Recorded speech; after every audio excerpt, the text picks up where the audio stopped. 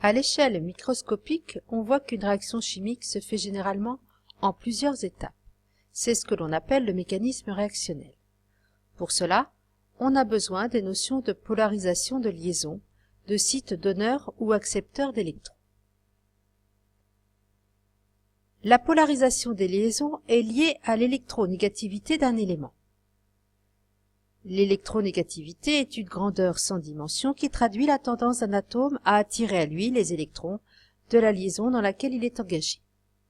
L'électronégativité d'un atome évolue suivant sa position des éléments dans la classification périodique.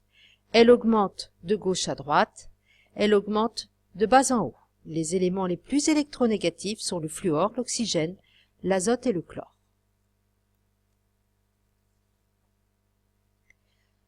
La liaison covalente qui se forme entre deux atomes est polarisée lorsque les atomes ont une différence d'électronégativité comprise entre 0,3 et 2. Pour une espèce chimique, un site donneur de doublés d'électrons est un lieu présentant un excès de charge négative. Par exemple, un atome porteur de doublés non liants comme l'azote, le phosphore, l'oxygène ou le soufre seront des sites donneurs d'électrons. Lorsqu'un atome va présenter une charge négative, partielle, là aussi il sera site donneur. Lorsqu'on aura une double liaison, on aura là aussi potentiellement un site donneur. Et bien sûr, lorsque l'on aura un anion, puisqu'il y a une charge négative.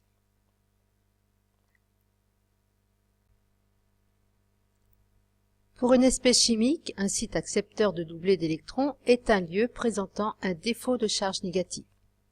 Un atome présentant une charge partielle positive sera un site accepteur, tout comme un cation, puisque lui, il a une charge positive. Un mécanisme réactionnel décrit le déroulement à l'échelle moléculaire de chaque étape d'une transformation chimique, en particulier la nature des liaisons formées et rompues, et l'ordre dans lequel se font ces formations et ces ruptures. La présence de sites accepteurs ou donneurs d'électrons engendre des interactions. Les doublés d'électrons du site donneur se déplacent vers un site accepteur. Il y a alors une réaction chimique.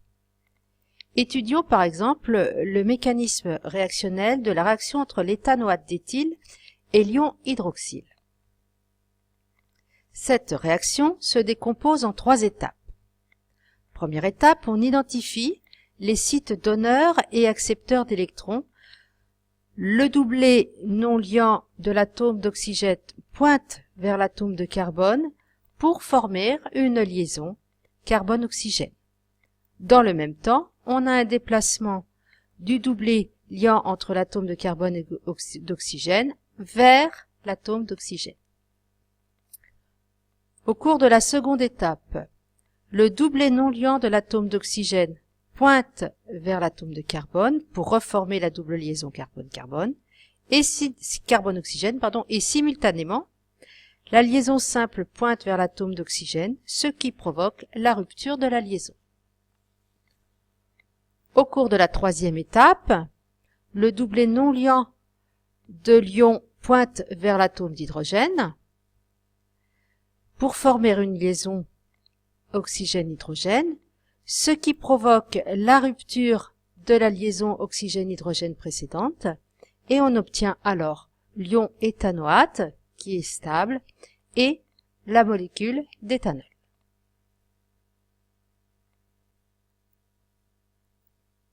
À vous maintenant d'étudier les mécanismes réactionnels des transformations chimiques.